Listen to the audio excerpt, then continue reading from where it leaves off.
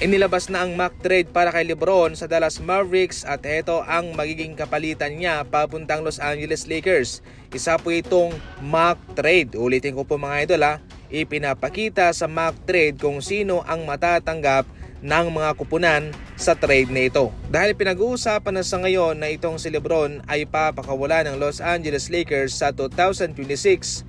Eto na, marami na hong mga nagsilabasang mga rumors, mga mock trade patungkol kay LeBron. Sa puntong ito, sa Lakers at sa Dallas Mavericks muna tayo kasi itong Dallas ay number 1 siya sa mga interesadong makuha itong si LeBron. Sa puntong ito ay may papadala ng Los Angeles Lakers itong si LeBron kasama si Bronny James bilang kapalit ni Klay Thompson, PJ Washington, Daniel Gafford at Max Christie.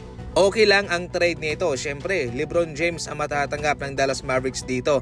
Pero kung ating babalansehin ang oras na natitira ni LeBron, dyan tayo magkakaroon ng problema.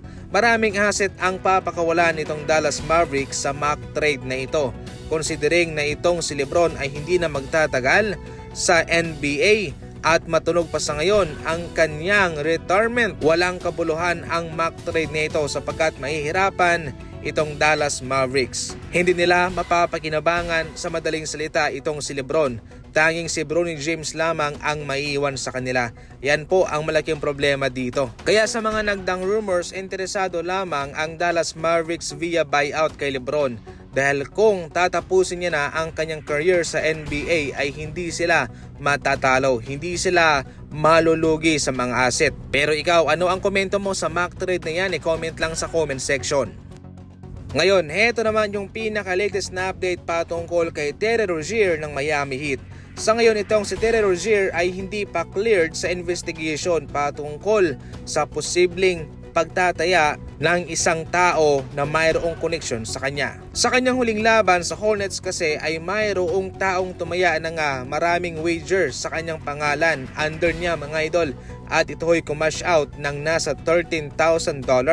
Malaki-laki din yan. Maliban dyan ay marami pang mga pagtataya sa kanyang pangalan mga idol. Ang labang yon ay ang panghuli niya na para sa Hornets at sa puntong iyon ay naglaro lamang siya ng 10 minuto at umalis dahil sa foot injury despite na wala naman siya sa listahan na mayroong injury. Sa ngayon mga idol ay patuloy pa rin naman ang investigasyon sa kanya. Wala pang sinasampang kaukulang mga kaso o reklamo pero hindi rin siya cleared sa investigation. Marami pa rin naman sa ngayon ang naniniwala na hindi naman daw ganoon kabobo itong si Rozier para ilagay niya sa delikado ang kanyang career na ipapalit niya sa kakarampot lang na panalo ang kanyang milyones na kikitain sa NBA. Gayunpaman kung sakaling mapapatunayan nga na siya ay nagkasala at meron siyang kinalaman, tsak na mababan siya katulad na nangyari kay Jontay Porter.